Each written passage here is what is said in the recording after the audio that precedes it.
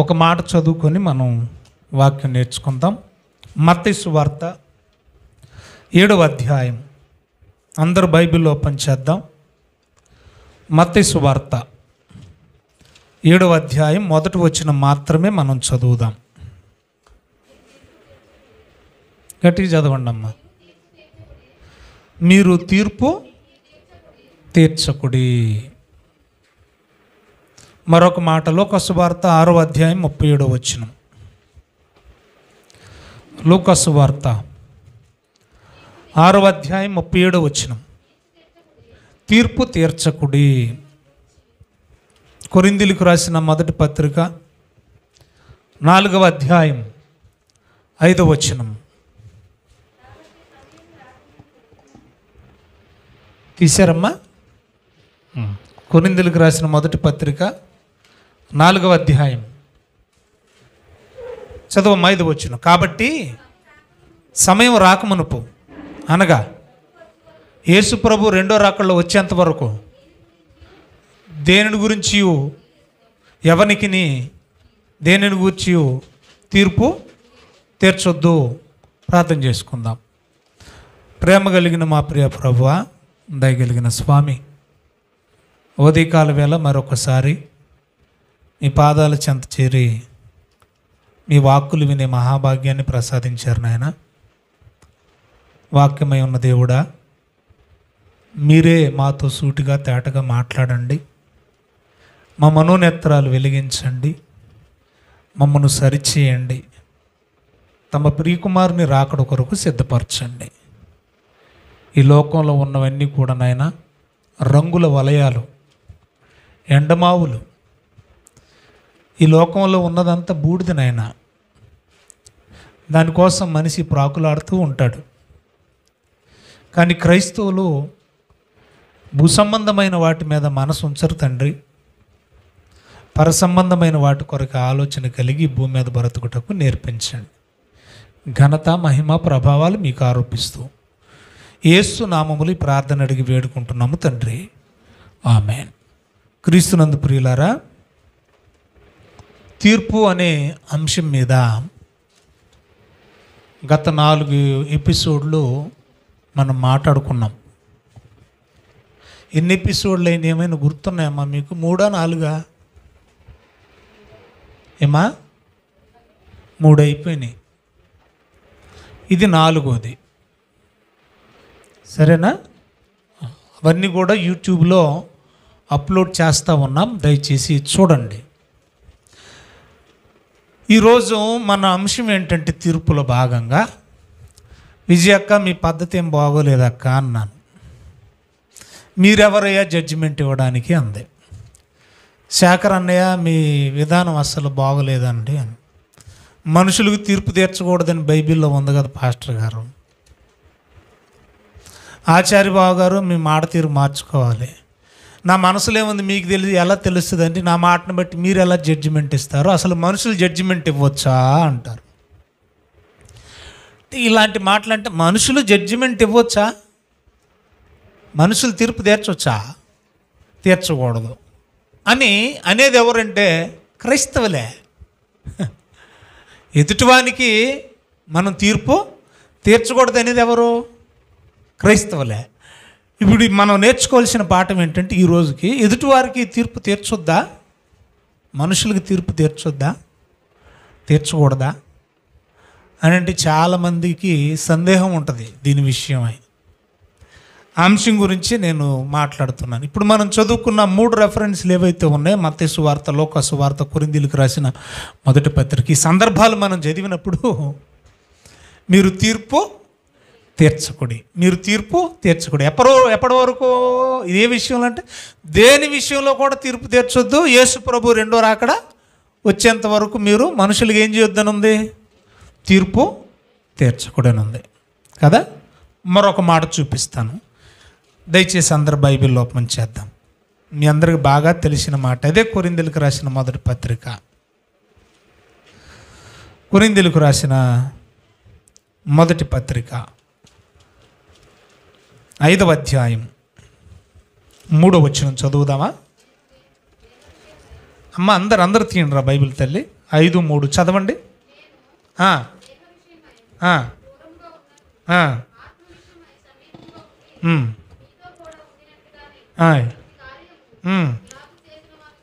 ఇదివరకే తీర్పు తీర్చి ఉన్నాను. ఈ మాట అంటుంది ఎవరు? పౌలు గారు. మనిషేనా? మనిషే. అక్కడ తీర్పు తీరుస్తుంది కూడా మనుషులకేనా దేవదూతలకా? తీర్పు తీర్చొచ్చా మరి పౌలు గారు? అమ్మా, తీర్పు తీర్చొచ్చా? ఏమంటున్నాడు చూడండి మళ్ళీ, ఇదివరకే నేను తీర్పు తీర్చి ఉన్నాను అంటున్నాడు. ఇదివరకు అయిపోయింది అంటున్నాడు. మళ్ళీ మరొక మాట చదువుదాం. 6వ అధ్యాయం 1వ వచనం నుండి నేను చదువుతాను, మీరు చూడండి. మీలో ఒకనికి మరి ఒకని మీద వ్యాజ్యం ఉన్నప్పుడు వాడు పరిశుద్ధుల ఎదుట గాక అనీతిమంతుల ఎదుట వ్యాజ్యమాడుటకు తెగించుచున్నాడా? పరిశుద్ధులు లోకమునకు తీర్పు తీర్చాలని మీకు తెలీదా? పరిశుద్ధులు అనగానే మళ్ళీ ఇక్కడ దేవదూతలు అనుకుంటున్నారేంటి? ఏమ్మా, పరిశుద్ధులు అంటే ఎవరమ్మా? అదే కొరింథీయులకు రాసిన మొదటి పత్రిక 1వ అధ్యాయం 2వ వచనం. పరిశుద్ధులు అంటే మళ్ళీ దేవదూతలు అనుకుంటారని స్టార్టింగ్లో ఇచ్చాడు ఆన్సర్ చూడండి. కొరింథీలో ఉన్న దేవుని సంఘము. దేవుని సంఘం అంటే గోడలు కాదు, గోడల్లో రాళ్ళు కాదు. దేవుని సంఘం అంటే మనమేనా? మన వ్యక్తుల సమూహమే కదా సంఘం, రైట్. అనగాని మళ్ళీ చెప్తున్నాడు, సంఘం అనగా క్రీస్తు యేసునందు పరిశుద్ధపరచబడిన వారికిని అన్నాడు. ఇప్పుడు పరిశుద్ధులు అంటే ఎవరంటే ఇక్కడ పరిశుద్ధులుగా ఉండుటకు పిలువబడిన వారికి అన్నాడు. ఇప్పుడు పరిశుద్ధులు అంటే ఎవరట? యేసుక్రీస్తు రక్తంలో పాపాలు కడుక్కున్న ప్రతి ఒక్కళ్ళు ఎవరు? పరిశుద్ధులు. ఈ పరిశుద్ధులైన వాళ్ళు ఏం చేయాలన్నాడు? 6వ అధ్యాయము 2వ వచనం మనం చదువుతుంటే, లోకమునకు మీరు తీర్పు తీర్చాలన్న సంగతి మీకు తెలియదు. మళ్ళీ లోకం అంటే మనుషులే కదా. మనుషులకి మనం ఏం చేయాలంట? మనిషిగా తీర్పు తీర్చాలి. ఇప్పుడు మరి 2 ఉన్నాయి. బైబిల్ని చాలా జాగ్రత్తగా ఆలోచించాలి. నేను చాలా సింపుల్గా చెప్తాను ఈ సూత్రం.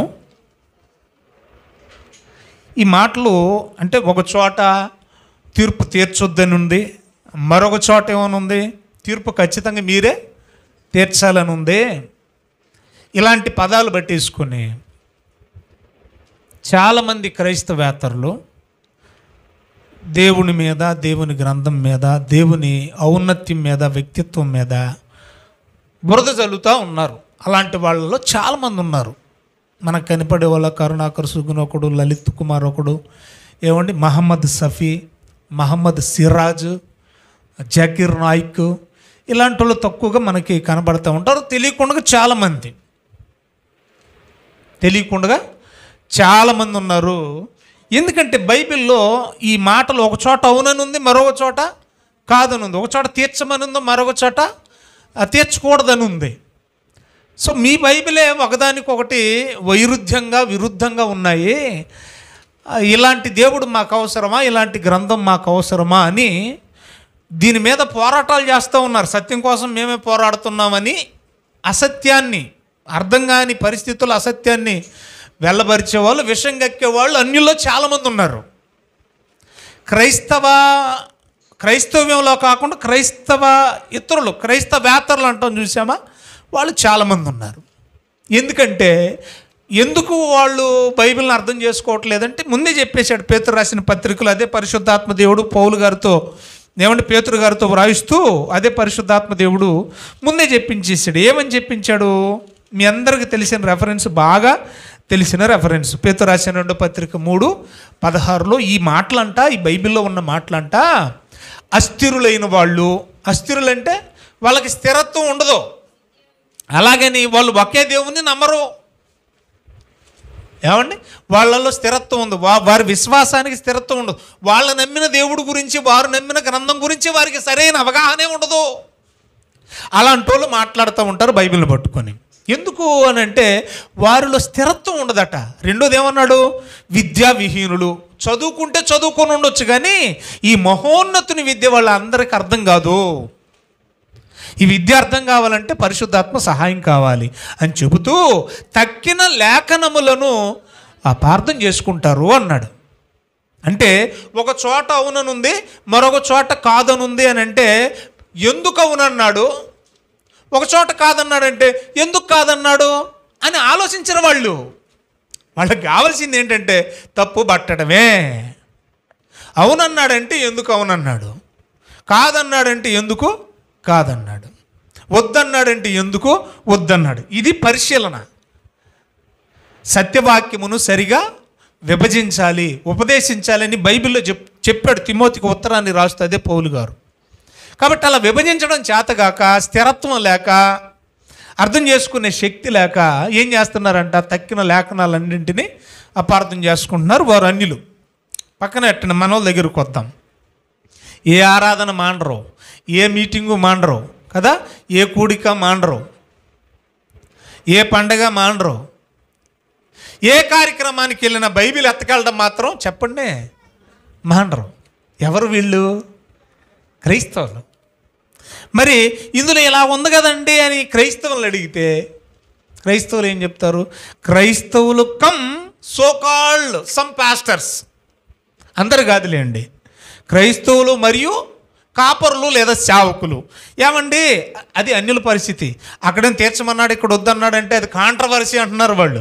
మరి క్రైస్తవులు అడిగితే వీళ్ళు ఏం చెప్తున్నారు అని అంటే హెబ్రీలకు రాసిన పత్రిక, మనోళ్ళు ఇచ్చే సమాధానం చూడండి. హెబ్రీలకు రాసిన పత్రిక మనకు బాగా వచ్చినవి అది. ఏమండి చూద్దామండి. హెబ్రీలకు రాసిన పత్రిక అందరం బైబిల్ ఓపెన్ చేద్దాం. 4వ అధ్యాయం 12వ వచనం. 4:12.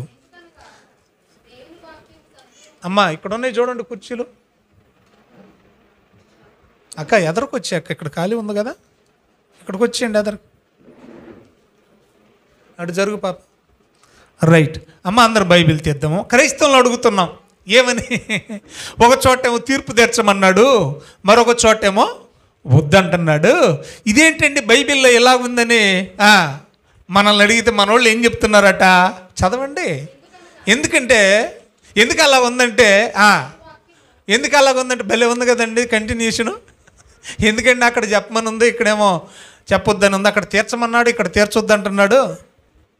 ఏమండి హృదయశుద్ధి గలవారు ధన్యులు, వారు దేవుణ్ణి చూసేదరు అన్నాడు. దేవుని చూస్తారని అక్కడ ఉంది.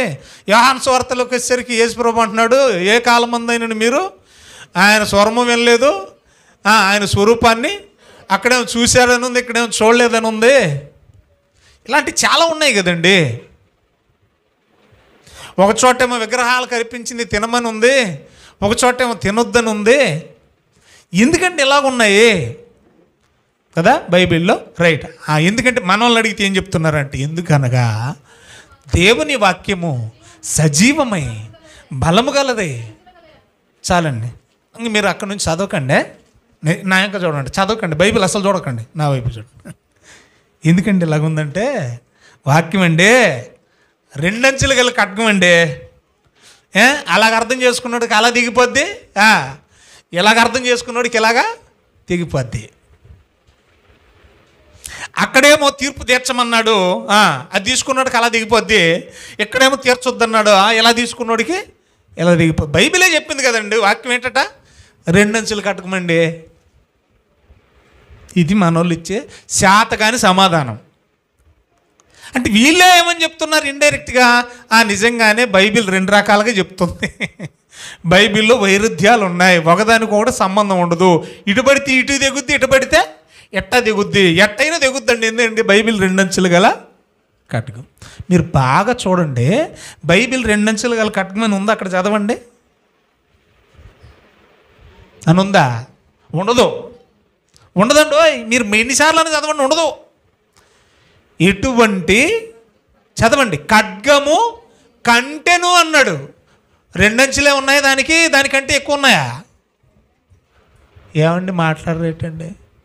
2 ఉన్నాయి అంచులు. వాక్యానికి ఎన్ని అంచులు ఉన్నాయి? అదేంటమ్మా అలా హోల్డ్ అయిపోతారేంటి? ఒక్కసారిగా మీరు చదవండి అమ్మ, అక్కడ ఉన్న చదవండి. ఎటువంటి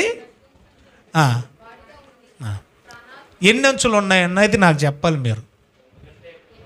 ఎక్కువ ఉన్నాయి కదా, మరి 2 అంచులు కట్టమంటారేటి? మనం బైబిల్ జాగ్రత్తగా ఆలోచించాలి. సింపుల్గా సూత్రం చెప్తున్నాను వినండి. దేవుడు ఒక చోట మీరు తీర్పు తీర్చొద్దన్నాడంటే ఎందుకు అన్నాడు అంతే. మరొక చోట తీర్పు తీర్చమన్నాడంటే ఎందుకు తీర్చమన్నాడు. ఒక చోట తీర్పు తీర్చమన్నాడంటే ఎలా తీర్చమన్నాడు అది ఆలోచించాలి. ఒక చోట తీర్పు తీర్చొద్దన్నాడంటే ఎందుకు తీర్చొద్దన్నాడు, ఏ విధంగా తీర్చొద్దన్నాడో అది కూడా ఆలోచించాలి. అర్థమవుతుంది మీకు? అది ఆలోచిస్తేనే మనకు అర్థమవుతుంది, పరిశీలన చేస్తేనే మనకు అర్థమవుతుంది.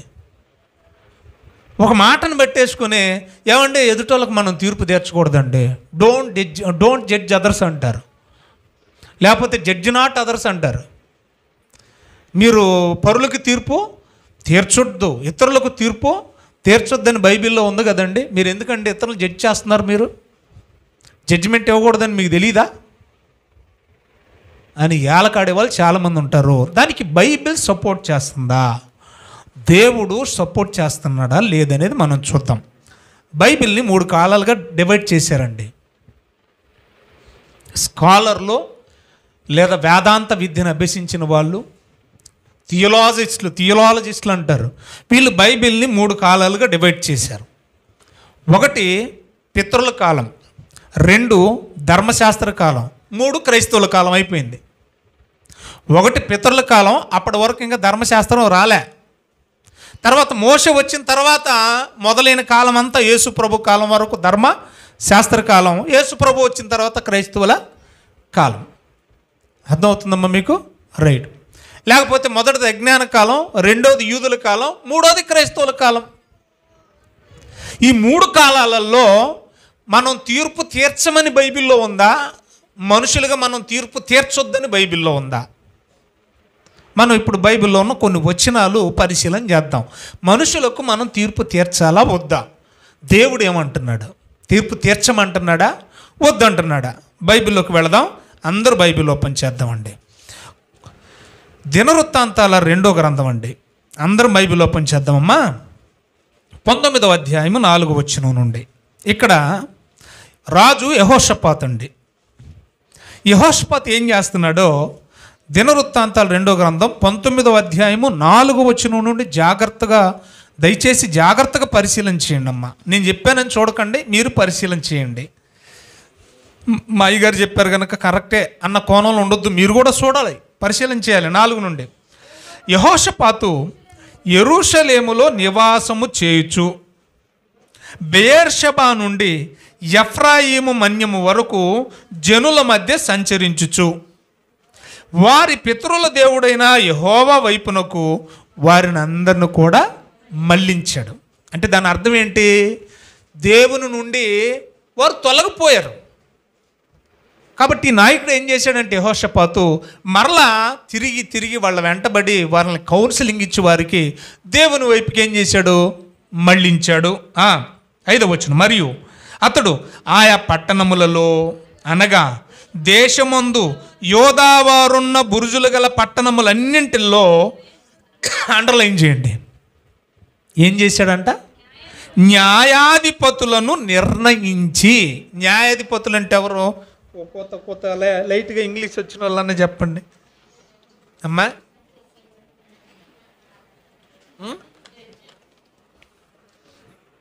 న్యాయాధిపతులు అంటే ఎవరంట? న్యాయమూర్తులు అన్న న్యాయాధిపతులు అన్న ఎవరు? జడ్జిలే కదా. రాజు ఏం చేశాడంట? జడ్జిలు నియమించాడంట. సొంత నిర్ణయమా? దేవుడే నియమించమని చెప్పాడా? రాజు సొంత నిర్ణయాలు తీసుకుంటాడా? తీసుకోడు. ఖచ్చితంగా ఎవరు చెప్పుంటారు? దేవుడే చెప్పాడు. ఈ జడ్జిలు ఏమన్నా దేవదూతలా? కాదు. మరి ఎవరు? మనుషులే. అంటే జడ్జిలు మనుషులే, జడ్జి చేయవలసింది కూడా ఎవరు? మనుషులే. అంటే జడ్జి చేయమని ఎవరు చెప్తున్నారు?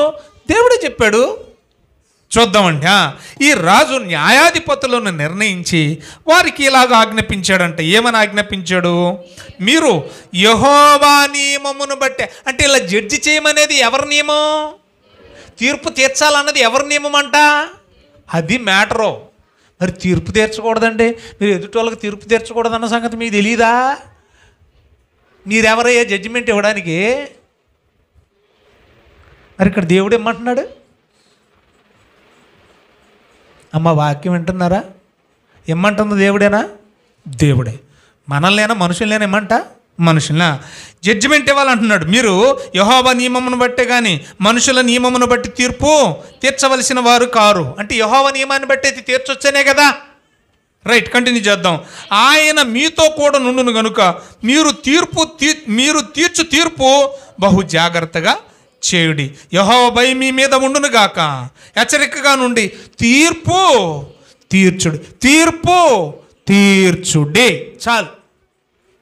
దేవుడు తీర్పు తీర్చమన్నాడా? ఏమ్మా తీర్చమన్నాడు. మరి తీర్పు తీర్చొద్దు అంటున్నారు మీరు క్రైస్తవులారా. అదేమంటే అటు దిగుద్ది ఇటు దిగుద్ది అంటారు ఏంటి? తీర్పు తీర్చమని దేవుడు చెప్పాడా? రైట్. మరొక వచనం చూద్దామండి. ఇర్మియా గ్రంథం 21వ అధ్యాయం. ఇర్మియా గ్రంథం ఓవరాల్గా చూపిస్తున్నాను. నేను కాలాన్ని బట్టి కూడా మళ్ళీ నేను మీకు చూపిస్తాను. ఇప్పుడే చూపిస్తాను, కంగారు పడకండి. 21వ అధ్యాయం 11, 12 వచనాలు మనం చూద్దామండి.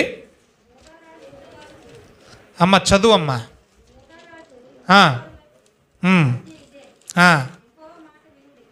యెహోవా మాట వినుడి.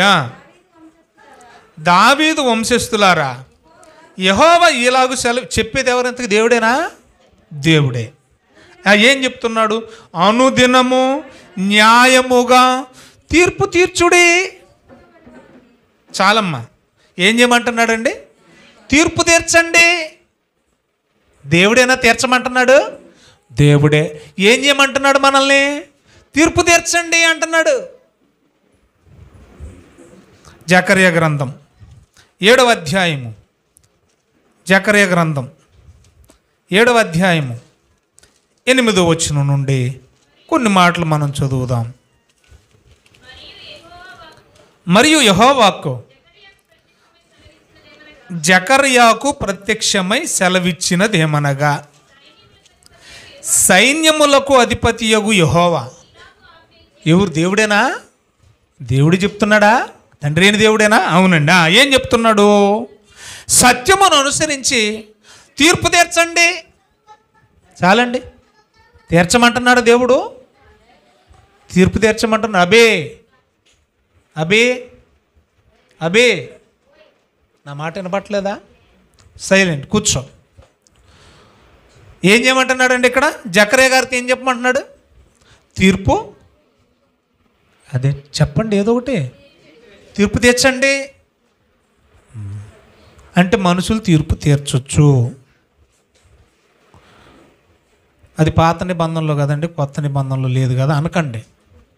కొత్త నిబంధనలు ఇందాకే చూపించాను నేను మీకు. పౌలు గారు ఏం చేశాడంటే ఇదివరకే తీర్పు తీర్చాను అన్నాడు. మళ్ళీ ఏమన్నాడు? అదే కొరింథీయులకు ఉత్తరాన్ని రాస్తూ 6వ అధ్యాయం 2వ వచనంలో మీరు లోకానికి తీర్పు తీర్చాలని మీకు తెలీదా? కాబట్టి పాత నిబంధనలోనూ క్రొత్త నిబంధనలోనూ తీర్పు తీర్చమనే, మనల్ని తీర్చమనే ఉంది. ఇప్పుడు కాలాన్ని బట్టి మనం చూద్దాం. మనుషులు ఎక్కడైనా తీర్పులు తీర్చినట్లుగా కాలానుగుణంగా మనం ఆలోచిస్తే పితరుల కాలానికి మనం వెళదాం. పితరుల కాలం అనగా ధర్మశాస్త్రం రాకముందటి కాలమే పితరుల కాలం. ఆ పితరుల కాలంలో ఏమైనా తీర్పులు జరిగాయా అనేది మనం బైబిల్లో చూద్దాం. ఆదికాండం 31వ అధ్యాయం. అందరూ బైబిల్లో పనిచేద్దాం. సందర్భాన్ని చెప్తున్నాను, జాగ్రత్తగా వినండి. యాకోబు అన్నను మోసం చేశాడు. ఏమండి? పద్దనారాము మామ దగ్గరికి పారిపోయాడు. మామ పేరు లాబాను. అక్కడ మీ అందరికీ తెలుసు ఎవరిని ప్రేమించాడు ఆయన? ఎవరిని ప్రేమించాడు?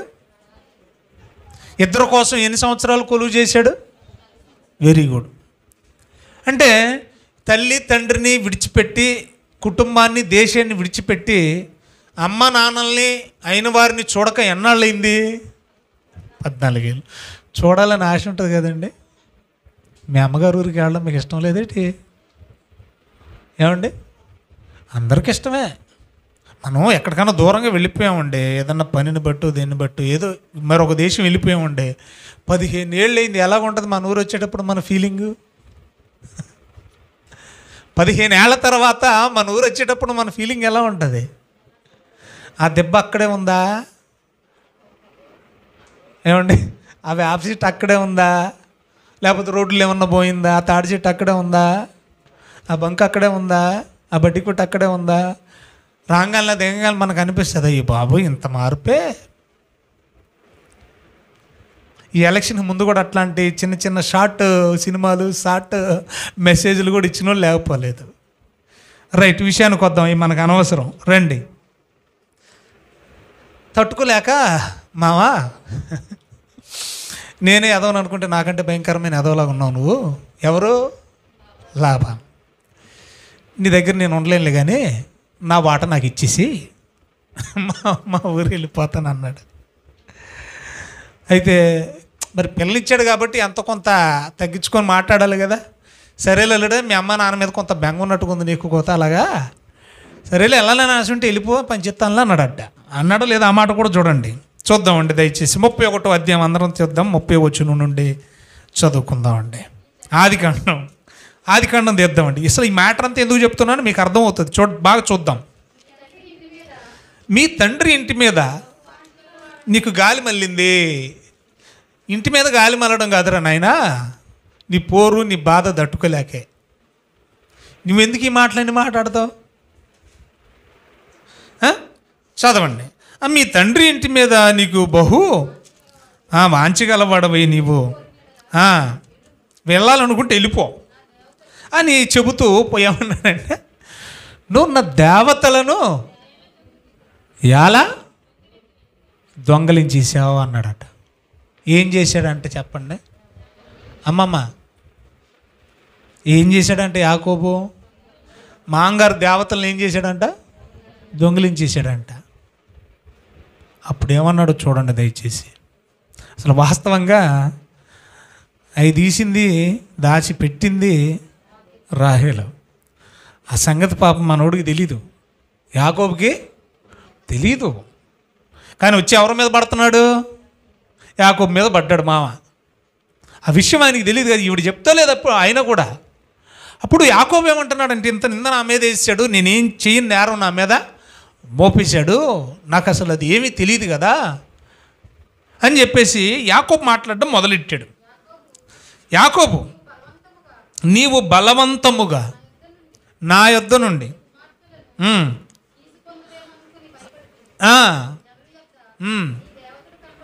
నీ దేవతలు ఎవరి యొద్ద కనబడును,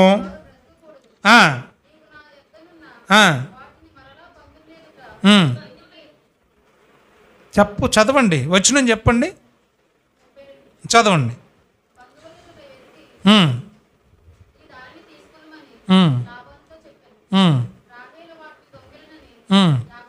తెలియలేదు.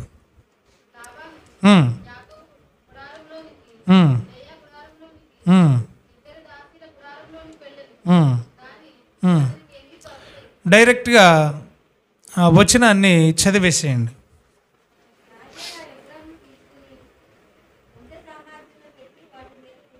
37వ వచనం చూద్దాం ఒకసారి.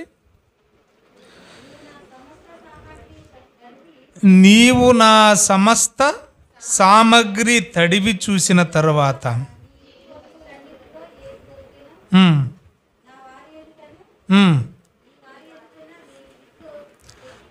ఇదిగో వింటున్నారా? బాగా డైరెక్ట్గా ఆన్సర్ చెప్పేస్తున్నాను. మీరు వెతకండి, ఎవరి సామాన్లో మీ దేవతలు దొరికాయో తీసుకొచ్చి నా జనాన్నే పెడదాం జడ్జిమెంట్ కంటే కుదరదు. కొంతమంది నా వాళ్ళు ఉంటారు, కొంతమంది నీ వాళ్ళను కూడా తెచ్చుకో, ఇద్దరి మధ్య ఆ మ్యాటర్ పెడదాం. అప్పుడు వాళ్ళే ఏం చేస్తారంటున్నాడు చూడండి. ఏమంటున్నాడు? వారు అనగా ఆ ఉభయులు, అంటే నీ తరఫున వచ్చిన వాళ్ళు నా తరఫున వచ్చిన వాళ్ళు, ఆ ఉభయులు మన మధ్య తీర్పు తీర్చుదురు. ఫైనల్గా ఇది ఇచ్చేసారులేండి. తీర్పు తీర్చిన సందర్భం బైబిల్లో ఉందా? తీర్చింది మనుషులేనా? తీర్పు తీర్చారా? ఇప్పుడు తీర్పు తీర్చొచ్చా? రౌండ్గా రుబ్బురోలాగా తిరుగుతుంది తలగాయ. ఇలాగంటలేదు, ఇలాగంటలేదు, తీర్చొచ్చు అంటున్నారు మీరు. ఏమండి, తీర్చారా? తీర్చారు. ఇంతటితో మనం కాంప్రమైజ్ అవ్వద్దు, కొంచెం మనం ముందుకు వెళదాం. నిర్గమాకాండం పితరుల కాలం కదా అది, రైట్. ఇప్పుడు నిర్గమాకాండానికి ధర్మశాస్త్ర కాలానికి వస్తున్నాం మనం. ధర్మశాస్త్ర కాలంలో ఏమైనా తీర్పులు జరిగాయా అనేది మనం చూడాలి. ఏమండి, 18వ అధ్యాయం అందరూ బైబిల్లో ఓపెన్ చేద్దాం. మోషే నాయకత్వంలో నుండి లక్షల మంది అండి, విషయం చెప్తున్నాను ఇందాకట్లాగే, విషయం చెప్పాక నేను రెఫరెన్స్ కోట్ చేస్తాను. ఎంతమంది ఉన్నారు? లక్షల మంది.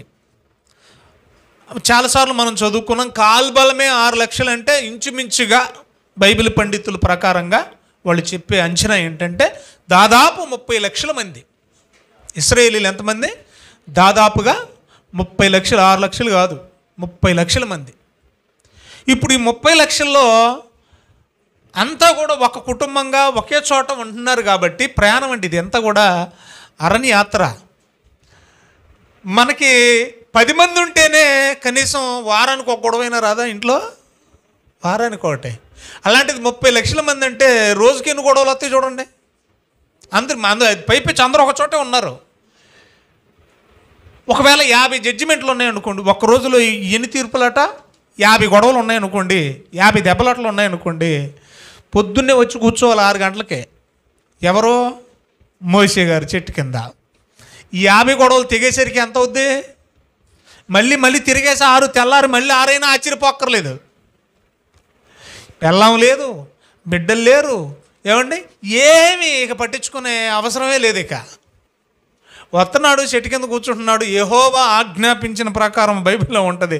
ఆయన ఏం చేస్తున్నాడంట? ఇశ్రాయేలీయుల ప్రజలకి తీర్పు తీరుస్తా ఉన్నాడంట. కొంత మామకు రోషం వచ్చింది. అక్కడ వాళ్ళ మామకు వచ్చినట్టు ఇక్కడ వీళ్ళ మామకు కూడా వచ్చింది. అక్కడ ఎవరి మామకు వచ్చింది? యాకోబు మామ లాబానికి. ఇక్కడ ఎవరి మామకు వచ్చింది? మోషే మాంగారి పేరేటి? ఇత్రో. కొంత బాధ కూడా, ఎందుకంటే మరి కూతురును వదిలేసి ఎప్పుడు పోయి చెట్టు కింద కూర్చుంటే ఏ మామ ఊరుకుంటాడు, ఏ భార్య ఊరుకుంటుంది కదా, పట్టించుకోవాలి కదా ఫ్యామిలీ కూడా. అప్పుడు వచ్చి అల్లుడా నువ్వు చేసే పద్ధతి ఏం బాగలేదు, నీ జడ్జిమెంట్ ఓకేలే కానీ నీ పద్ధతి ఏమీ బాగోలేదు, కొంత ఇంటి దగ్గర కూడా పట్టించుకోవాలి కదా, అలాగని నేను జడ్జిమెంట్ ఇవ్వద్దు అంటలేదు, నేను నీకు సులువుగా ఒక సూత్రం చెప్తాను అన్నాడంట. చెప్పండి మాంగారు, మరి చెప్పాలి కదా, దేవుడు చెప్పమన్నాడు, తీర్పు చెప్పొద్దంటే అలాగా అని అంటే చెప్పొద్దంటలేదయ్యా బాబు, కొంచెం పని తేలిక చేసుకో. నువ్వు ఏం చేయాలండి? 1000 మందికి ఒకరిని పెట్టి జడ్జిగా, 100 మందికి ఒకరిని పెట్టి జడ్జిగా, 50 మందికి ఒకరిని పెట్టి జడ్జిగా, 10 మందికి ఒకరిని పెట్టి జడ్జిగా, వీళ్ళు తీర్పులు తీరుస్తూ ఉంటారు. జడ్జిలు నియమించు నువ్వు. వాళ్ళ వల్ల కాంతి ఏదైనా ఉంటే అది నువ్వు చూసుకో. ఈ విధముగా తగ్గించుకోలేడా అన్నాడట. అన్నాడా? అది దైవ నిర్ణయం అయితే, ఇతరు కూడా భక్తిపరుడే, దైవ నిర్ణయం అయితేనే ఆలోచన చేసి దేవుని దగ్గర విచారం చేసి ఇలా నియమం పెట్టుకొని చెప్పినప్పుడు ఖచ్చితంగా అది ఫాలో అయ్యాడు. చేశాడో లేదో ఒకసారి జడ్జిమెంటు చేశాడో లేదనేది మనం చూద్దాం. 18వ అధ్యాయము 13వ వచనం నుండి మనం చదువుదామండి. నిర్గమాకాండం 18వ అధ్యాయము 13వ వచనం నుండి చదువుదామండి. మరునాడు మోషే ప్రజలకు న్యాయం తీర్చడానికి కూర్చున్నాడంట. ఉదయం మొదలుకొని సాయంకాలం వరకు ప్రజలు మోషే వద్ద పొద్దున్న నుండి సాయంత్రం వరకు నిల్చొని ఉండడం అంటే ఇంక నాబోటోడికైతే షుగర్ పేషెంట్ వాడికి కాళ్ళు ఏమైపోతాయి? వాసిపోతాయి. అవునా కదా? అప్పుడు నేను అనుకుంటాను అప్పట్లో ఉండర్లేండి షుగర్ పేషెంట్లు. అప్పట్లో షుగర్ పేషెంట్లు బహుశా నాకు తెలిసి ఉండరండి, ఆరోగ్యవంతులండి బాబు. ఇప్పుడంతా కూడా కల్తీ, మనం తినేదంతా. సో ఇప్పుడంతా కూడా పొల్యూషన్ కాబట్టి తొందరగా షుగర్ల బారిన పడుతున్నారు. అంత బలంగా ఉండేవాళ్ళు ఉదయం నుంచి సాయంకాలం, మరి వాళ్ళ అవసరం కదా, ఆయన ఎదుటే నిలబడేవాళ్ళట. చదువుదాం. మోషే ప్రజలకు చేసినదంతయు అతని మామ చూశాడంట. ఏంటి పొద్దున్న నుంచి సాయంత్రం వరకు ఇదే గొడవేనా, ఏం పట్టించుకోవా అన్నట్టుగా. నీవు ఈ ప్రజలకు చేయుచున్న ఈ పని ఏమిటి? ఉదయం మొదలుకొని మామంటున్నాడండి. ఏటయ్యా ఏంటి ఈ తీర్పులు? ఉదయం మొదలుకొని సాయంత్రం వరకు నీవు మాత్రమే కూర్చుండగా ప్రజలందరూ నీ యొద్ద నిలిచి ఉండాలనా? నువ్వే శుభ్రం కూర్చుంటున్నావు, వాళ్ళని నిలబెట్టేస్తున్నావు కదా. ఇది ఎంతవరకు కరెక్టు? దేవుని తీర్పు తెలుసుకొనుటకు ప్రజలు నా ఎద్దుకొస్తున్నారు కదండి, మరి ఆ తీర్పులు, దేవుని తీర్పులు చెప్పొద్దా వాళ్ళకి? నేను తీర్పు తీర్చాలి కదా దేవుని పక్షాన అని అంటే, వారికి వ్యాజ్యం ఏదైనా కలిగిన ఎడలా మరి నా దగ్గరికే కదా వస్తారు, నేనే కదా నాయకుని, ఎక్కడికి వెళ్తారండి? నేను వారి విషయం న్యాయము తీర్చి దేవుని కట్టడలను ఆయన ధర్మశాస్త్ర విధులను వారికి తెలుపుచున్నానని మా అంతో చెప్పాడు. దేని బేస్ చేసుకొని? ధర్మశాస్త్రపు విధులు, దేవుని కట్టడలు, న్యాయ విధులు, వాక్యాన్ని బేస్ చేసుకొని ఏం చేస్తున్నాడు? తీర్పు తీరుస్తున్నాడంట. అందుకు మోషే మామ గారు ఏమంటున్నాడు చూడన్నా. అందుకు మోషే మామ అతనితో, నీవు చేయుచున్న పని మంచిది కాదు. అంటే తీర్పు తీర్చడం మంచిది కాదని కాదు, పొద్దున్నుంచి సాయంత్రం దాకా నువ్వు ఒక్కడవే కూర్చొని నీవొక్కడవే తీర్పు తీర్చడం మంచిది కాదు. కొంచెం పని సులువు, తేలిక చేసుకో అని చెప్పడానికి అన్నమాట. నీవును నీతోనున్న ఈ ప్రజలు నిశ్చయముగా నలిగిపోతున్నారు కదా. పాపం ఈరోజు అయిపోద్దేమో నా జడ్జిమెంట్ అని పిల్ల పాపలతో ఒకడొచ్చి పొద్దు నుంచి సాయంత్రం వరకు కూర్చుంటున్నాడు. టైం సరిపోక వాళ్ళని మళ్ళీ పంపించి రేపు రమ్మంటున్నావు, ఇలాగా వారం పాడు తిప్పుతున్నావు. ఇది కరెక్ట్ కాదు కదా. చూద్దామండి, నలిగిపోతున్నారు కదా అటు జనం, నువ్వు ఇద్దరు నలిగిపోతున్నారు. ఈ పని మిక్కిలి భారంగా ఉంది, అది నీ ఒక్కడవే చేయజాలవు కాబట్టి నా మాటను అల్లుడా, ఓ అల్లుడా నా మాటను. అదేంటంటే, నేను ఒక ఆలోచన చెప్తాను నీకు. దేవుడు నీకు తోడయుండును, ప్రజల పక్షమున నీవు దేవుని సముఖమందు ఉండి వారి వ్యాజ్యములను దేవుని యొద్దకు నీవే తేవాలా. నీవు వారికి ఆయన కట్టడలను ధర్మశాస్త్ర విధులను బోధించి వారు నడవలసిన త్రోవను వారికి చేయవలసిన కార్యములను తెలుపు. మంచిది, తెలపాలి. 21వ వచనం, మరియు నీవు ప్రజలలో సామర్థ్యము, అక్కడి నుంచి పాయింట్ నోట్ ఇచ్చేయండి. నువ్వు చేయాల్సిన పని ఏంటంటే, నేను నీకు ఇవ్వాలనుకున్న సలహా ఏంటంటే, సామర్థ్యము కలిగిన వారిని, మంజనంలోని బయటోళ్ళని కాదు, సామర్థ్యము కలిగిన వారిని, దైవభక్తి సత్యాశక్తి కలిగి లంచగొండులు గాక, ఏమండి, మంచివారు, క్యారెక్టర్ కలిగిన మనుషులను ఏర్పరచుకో. 1000 మందికి ఒకటిగా, 100 మందికి ఒకటిగా, 50 మందికి ఒకటిగా, 10 మందికి ఒకనిగాను వారి మీద న్యాయాధిపతులను నియమించాలి, జడ్జిల్ని నియమించాలి. వారు ఎల్లప్పుడూ ప్రజలకు న్యాయము తీర్చవలెను. జడ్జిమెంట్ ఇచ్చారా? మనుషులు తీర్పు తీర్చొచ్చమ్మా? ఇచ్చారా? అయిపోయిందా ధర్మశాస్త్ర కాలం? ఏమండి, చూద్దాం ఇంకా ధర్మశాస్త్ర కాలంలో ఉన్న కొన్ని సందర్భాలు మనం చూద్దాం. న్యాయాధిపతుల గ్రంథం 4వ అధ్యాయము 4-5 వచనాలు ముగించేస్తాను త్వరగా. న్యాయాధిపతుల గ్రంథం 4వ అధ్యాయము 4-5 వచనాలు చూద్దామండి, అందరం చూద్దామండి. ఏ కాలమున? న్యాయాధిపతుల కాలమున. ఇక్కడ ఒక స్టేట్మెంట్ చేస్తాను, జాగ్రత్తగా వినాలి. న్యాయాధిపతులు నియమించింది దేవుడేనా? ఏమండి, దాదాపు 14-15 మంది. ఎంతమంది న్యాయాధిపతులు? 14 లేదా 15 మంది న్యాయాధిపతులు ఉన్నారు. ఒత్నీయేలు మొదలుకొని సమూయేలు వరకు ఎంతమంది? 15 మంది. ఈ 15 మంది మనుషులేనా? మనుషులే. వీళ్ళ పేర్లు ఏంటి చెప్పండి? ఒత్తిడిలు అనకండి, మళ్ళీ టోటల్గా వీళ్ళకి పెట్టిన పేరేంటి? న్యాయాధిపతులు, జడ్జిలండి. అసలు న్యాయాధిపతులు అంటేనే అర్థం ఏంటి? న్యాయం తీర్చవలసిన వారు, తీర్పరులు. అసలు బైబిల్లోనే జడ్జిలు, న్యాయాధిపతులు అనే ఒక గ్రంథాన్నే దేవుడు వ్రాయించిస్తే తీర్పు తీర్చొద్దంటారు ఏంటండి? అసలు దేవుడు న్యాయాధిపతులను నియమించింది తీర్పు తీర్చడానికి. అర్థమవుతుందా మీకు? న్యాయాధిపతికి నియమించింది ఏం చేయడానికి? తీర్పు తీర్చడానికి. న్యాయాధిపతి చేయవలసిన పని అది. కాబట్టి ఇక్కడ ఈవిడేం చేస్తుందో చూడండి. లప్పిదోతు భార్య అయిన దెబోరా, ఆవిడంట ఒక సరళ వృక్షం క్రింద కూర్చొని ఏం చేసేదంట? తీర్పు తీర్చుట కద్దు అని వ్రాయబడింది. తీర్పు తీరుస్తున్నారా? తీర్పు తీరుస్తున్నారా? తీరుస్తున్నారు. నాయకుడు తీర్పు తీర్చాడు, మోషే. పెద్దలు తీర్పు తీర్చారు. ఆదికాండం 31 మనం చదువుకున్నాం యాకోబు సందర్భంలో. ఆ తర్వాత నాయకుడు మోషే తీర్పు తీర్చాడు. ఆ తర్వాత న్యాయాధిపతులు ఏం చేశారంట? తీర్పులు తీర్చారు. కొంచెం మనం ముందుకి వెళదాం. రాజుల మొదటి గ్రంథం. రాజులు కూడా తీర్పు తీర్చారు. ఏమండి, న్యాయాధిపతులే కాదు, రాజులు కూడా ఏం చేశారంట? తీర్పులు తీర్చారు. జస్ట్ రాసుకోండి సుమి, రాసుకోండి, ఇంటికెళ్ళి చదువుకోండి. రాజుల మొదటి గ్రంథం 3వ అధ్యాయము 27వ వచనం, 7వ అధ్యాయము 7వ వచనం నుండి 2 సందర్భాల్లో ఉంటుంది ఈ సందర్భం. రాజుల మొదటి గ్రంథం 3వ అధ్యాయం 27వ వచనం నుండి, రాజుల మొదటి గ్రంథంలోని 7వ అధ్యాయము 7వ వచనం నుండి. ఇక్కడ ఈ సందర్భం బాగా తెలుసు కాబట్టి నేను సింపుల్గా చెప్తున్నాను. సొలొమోను అనే రాజు కాలం అది. రాజు ఎవరు? సొలొమోను. ఒకే ఇంట్లో ఇద్దరు ప్రసవించారు, తోడుకోడల్లో ఏమో మరి. వింటున్నారమ్మా? డెలివరీ ఒకే ఇంట్లో ఒకే రోజు జరిగింది. అయితే మరి నిద్రలోనో లేకపోతే మత్తులోనో ఏమో సంథింగ్, ఒక ఆవిడ పక్కన వేసుకున్న ఆ బిడ్డ మీదకు పొర్లిందట. ఆ బిడ్డ ఊపిరాడికి ఏమైపోయాడు? చనిపోయింది. ఇప్పుడు మేలుకొని వెంటనే తెలివిగా ఈవిడ ఏం చేసిందంటే, బిడ్డ చచ్చిపోయాడని తెలిసి ఈ చచ్చిపోయిన బిడ్డని తీసుకెళ్ళి బతికున్న తల్లి ఒడిలో లేదా ప్రక్కన పడుకోబెట్టి ఆ బతుకున్న బిడ్డని తీసుకొచ్చి దీని పక్కన వేసేసుకుంది. ఇప్పుడు ఈవిడ లేచి చూసింది. ఎవరు? పక్కన ఉన్న ఆవిడ లేచి చూస్తే బిడ్డ చచ్చిపోయి ఉంది. చచ్చిపోయి ఉంటే తెలిసిపోయింది, అర్థమైపోయింది, ఆ బిడ్డ నా బిడ్డ కాదు, బ్రతుకున్న బిడ్డే నా బిడ్డ, ఇక్కడ మోసం చేసింది అని తెలిసినప్పుడు ఈ వ్యాజ్యాన్ని తీసుకెళ్ళి ఎక్కడ పెట్టారు?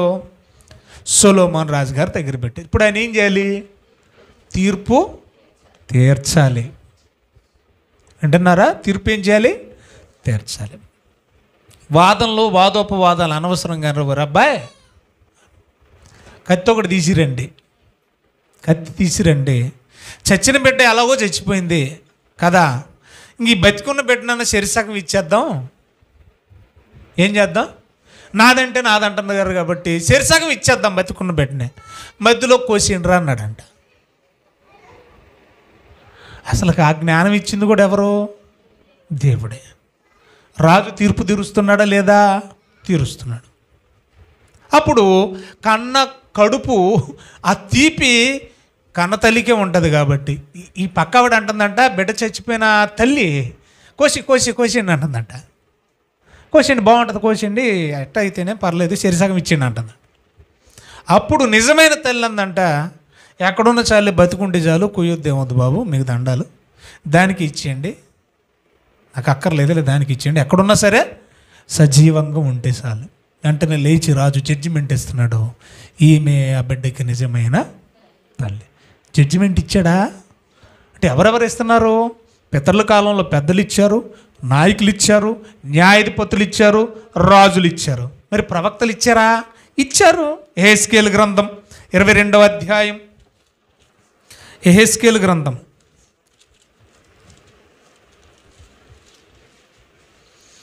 1వ వచనం. చాలా ఉన్నాయి రెఫరెన్స్లు, నేను కోట్ చేయట్లేదు. యెహెజ్కేలు గ్రంథం 22వ అధ్యాయం 1వ వచనం చదవండి అమ్మ. మరి యెహోవా వాక్కు నాకంటే ఎవరికి అమ్మా? యెహెజ్కేలు గారికి ప్రత్యక్షమైందంట. యెహెజ్కేలు ఎవరు? ప్రవక్త. నాకు ప్రత్యక్షమై, నరపుత్రుడా,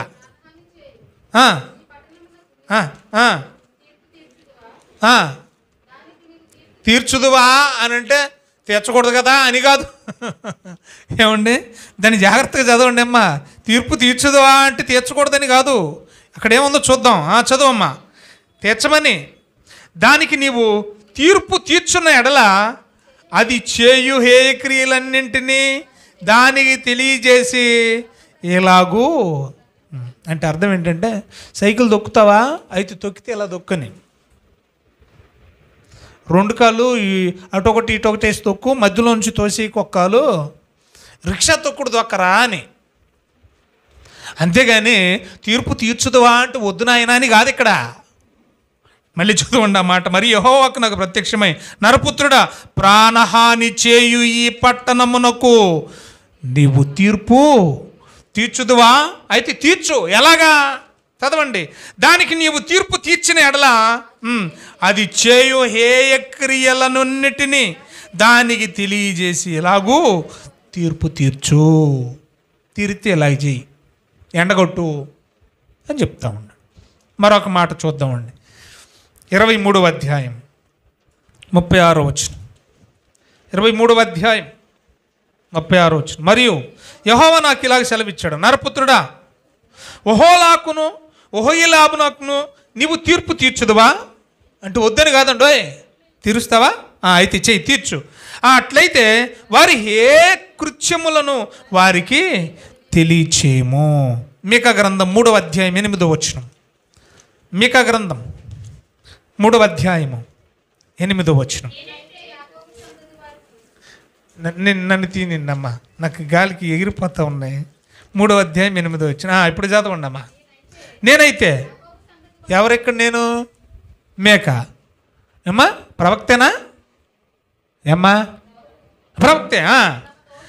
యాకోబు సంతతి వారికి తమ దోషమును, ఇశ్రాయేలీలకు తమ పాపమును కనబరుచుటకై యెహోవా ఆత్మావేశము చేత బలముతోనూ తీర్పు తీర్చు శక్తితోనూ ధైర్యముతో నింపబడిన వాడై ఉన్నాను. కూడా తీర్పు తీరుస్తున్నాడా ఇశ్రాయేలీలకి, యాకోబు సంతతికి? మనుషులకేనా తీర్చేది? కూడా మనిషేనా? తీర్పు తీరుతున్నాడా? తీర్చొచ్చా? తీర్చమని దేవుడు చెప్తున్నాడు కదా. మరి ఏని చెప్పమంటారు? లేవియకాండం 27వ అధ్యాయం. యాజకులే. లేవియకాండం. ఇంతవరకు ప్రవక్తలు చూసాం, మళ్ళీ ఇప్పుడు యాజకుల దగ్గరికి వస్తున్నాం. చూడండి, యాజకులు తీర్పు తీర్చొచ్చా? అమ్మ మొదట పెద్దలు తీర్చారు పితరుల కాలంలో, తర్వాత నాయకుడు తీర్చాడు మోషే, తర్వాత న్యాయాధిపతులు తీర్చారు, తర్వాత రాజులు తీర్చారు, తర్వాత ప్రవక్తలు తీర్చారు. ఇప్పుడు యాజకులు కూడా తీర్పు తీరుస్తున్నారు. చూద్దామా? మనం యాజకులమేనా? ఏ రాజులం కదా? ఏమ్మా మనం యాజకులమా రాజులమా? రెండు కదా. రండి అయితే లేవియకాండం 27వ అధ్యాయం 1వ వచనం నుండి.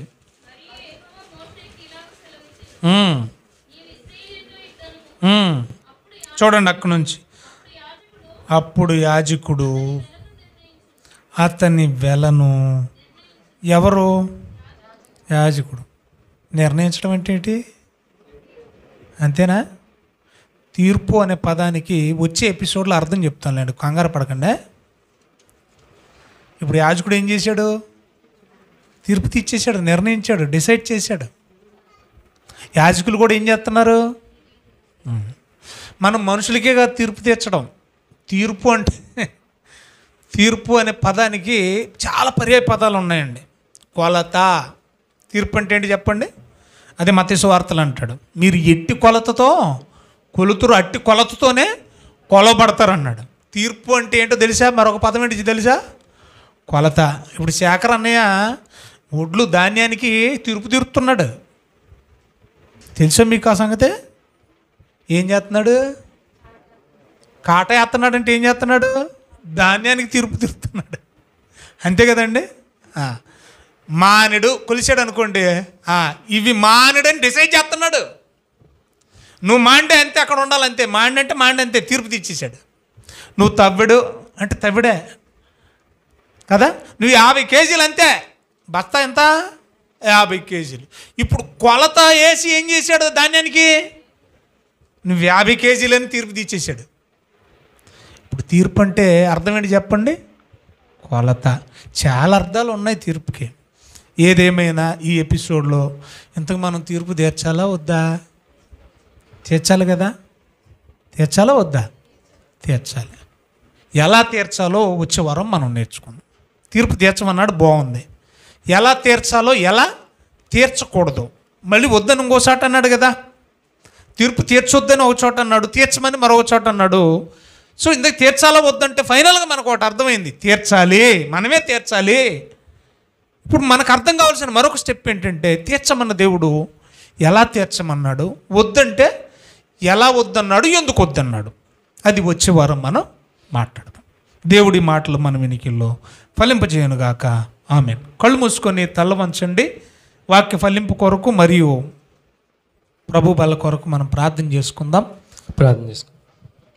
ప్రేమ నమ్మకం కలిగిన మా పరలోకపు తండ్రి, మీ ఘనమైన నామాలు వేలాది తండ్రి, గడిచిన కాలం అంతా మెసేజ్ రెక్కల చాటును కాచి కాపాడి భద్రపరిచి ఆయుష్చి ఆరోగ్యం ఇచ్చినందుకు మీకు కృతజ్ఞతలు.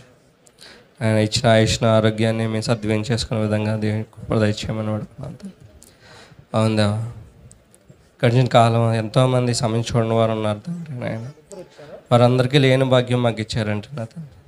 మేము మారు మనసు పొందాలి నాయన, మీ మార్గంలో నడవాలి, మీ చిత్తానుసారంగా జీవించాలని మీ వాక్యం ద్వారా సెలవిస్తున్నారు తండ్రి. నాయన చెప్పిన వాక్యాన్ని నాయన మా బ్రతుకులో ఉన్న తండ్రి నాయన అలవర్చుకుని నాయన మీ వాక్యం ఏ విధంగా అయితే సెలవిచ్చిందో ఆ విధంగా జీవించే కృప దయచేయండి. ఆయన ఇహలోక మాన్యాలను నాయన ప్రతిరోజు నాయన మా బ్రతుకులో నింపేసుకున్న తండ్రి. నాయన మీ వాక్యానికి దూరంగా బ్రతుకుతున్నాము మేము. నాయన మీ వాక్యం ద్వారా సెలవిచ్చారు తండ్రి. నాయన ఆ వాక్యం ప్రకారం మీరు నడుచుకునే విధంగా నేను కృప దయచేయమని అడుగుతున్నాను తండ్రి. నాయన అవును తండ్రి, మా మాట తీరు ఏ విధంగా ఉందో మీరు మాకు సెలవిస్తున్నారు తండ్రి. నాయన మనసులో ఒకటి నా తండ్రి, బయటకు ఒకటి మాట్లాడుతున్నామేమో మాకు మేము పరీక్షించుకున్న తండ్రి. నాయన నీ నిబంధనల ప్రకారం, నీ ధర్మశాస్త్రం, మీ వాక్యం ప్రకారం మాట్లాడని మేము కింద చేస్తాం. మా తోటి అనుకొల్చే కొలత ఎలా ఉందో మీరు మాకు నేర్పించారు తండ్రి. నాయన అవును, సరి అయిన కొలతగా ఉండాలి తండ్రి. నాయన సరి అయిన తీర్పు మేము తీర్చేవారుగా ఉండాలి తండ్రి మా బ్రతుకున్న తండ్రి. ఎందుకంటే ఒకప్పుడు మీ తూనికలో తోచబడుతుంది తండ్రి. ఒకప్పుడు మీరు మాకు న్యాయం తీరుస్తారు తండ్రి, తీర్పు తీరుస్తారు తండ్రి. ఆ రోజున మీ ఎదుట మీ నిలబడిన తండ్రి, న్యాయంగా తీర్పు తీర్చుకుని నా తండ్రి, న్యాయమైన కొలత మేము పొందేవారుగా ఉండేలా మాకు సహాయం దయచేయమని వేడుకున్నాను. విన్న వాక్యం బట్టి మా బ్రతుకుల్లో నా తండ్రి మాకు మేము నేర్చుకుని నా తండ్రి. మా బ్రతుకే ఒక